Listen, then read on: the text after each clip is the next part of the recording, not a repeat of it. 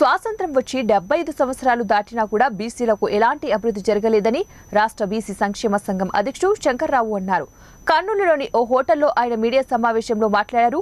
అన్ని రాజకీయ పార్టీలు బీసీలను ఓటు బ్యాంకు రాజకీయాలకే పరిమితం చేస్తున్నారని ఆయన విమర్శించారు. బీసీలకు జనాభా నిష్పత్తి ప్రకారం అందాల్సిన ఫలాలు అందడం లేదన్నారు. బీసీ ప్రజాప్రతినిధులు చట్టసభల్లో ఉన్న బీసీల అభివృద్ధి కొరకు ఎలాంటి కృషి చేయడం లేదని ఆయన అన్నారు. ఆధిపత్య కుల రాజకీయాలు ఉన్నందువల్లే బీసీలకు న్యాయం జరగడం లేదని, ప్రత్యామ్నాయ రాజకీయ వేదికను బీసీలు ఏర్పాటు చేసుకోవాల్సిన అవసరం ఎంతైనా ఉందన్నారు. పత్రికా సమావేశానికి వచ్చిన విలేకరులందరికీ, అట్లాగే ఇక్కడికి వచ్చిన బీసీలందరికీ నా యొక్క ధన్యవాదాలు. గుడిసె శివన్న, బీసీ సంఘం, ఆంధ్రప్రదేశ్ బీసీ సంఘం రాష్ట్ర ఉపాధ్యక్షుడు.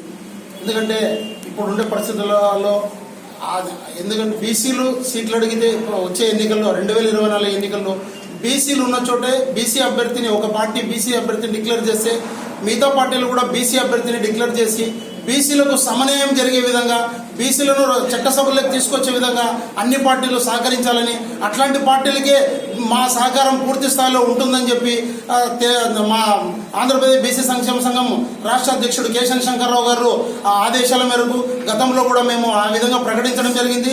అదేవిధంగా కూడా రాష్ట్రంలో 175 స్థానాల్లో ఒక పార్టీ బీసీ అభ్యర్థిని కేటాయిస్తే మిగతా పార్టీలు కూడా బీసీ అభ్యర్థులను కేటాయించి బీసీలను అత్యధికంగా చట్టసభలో వచ్చేందుకు మిగతా పార్టీలు కూడా సహకరించాలని, అట్లా ఉన్నప్పుడే బీసీల ఐక్యత, బీసీల యొక్క మనుగడ సాధ్యమవుతుంది. ఎందుకంటే ఈరోజు బీసీలు టికెట్లు అడిగితే ఎన్ని లక్షలు పెడతావు, ఎన్ని కోట్లు పెడతావు అని అడిగే పరిస్థితి, ఓసీలు అడిగితే కళ్ళు మూసుకొని టికెట్ ఇచ్చే పరిస్థితి ఉంది.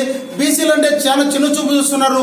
ఈ ఎన్నికల్లోనైనా బీసీలందరూ కూడా, రాష్ట్రంలో ఉండే బీసీలందరూ కూడా, అంటే బీసీ, ఎస్సీ, ఎస్టీ, మైనార్టీలు అందరూ కూడా దీన్ని గమనించి బీసీ అభ్యర్థులు ఎక్కడైతే ఉంటారో వాళ్ళని ఎన్ని కోట్లు ఖర్చు పెట్టినా ఓసీ అభ్యర్థి గెలవనివ్వకుండా బీసీ అభ్యర్థిని గెలిచే విధంగా ప్రయత్నం చేసి బీసీల యొక్క అభ్యున్నతిని చాటి బీసీల ఐక్యతను ఈసారి ఎన్నికల్లో తప్పకుండా చూపిస్తారని చెప్పి తెలియజేస్తూ, దీనికి మా వంతు సహకారంగా రాష్ట్ర వ్యాప్తంగా అన్ని నియోజకవర్గాల్లో విస్తృతంగా పర్యటిస్తామని చెప్పి తెలియజేస్తున్నాం.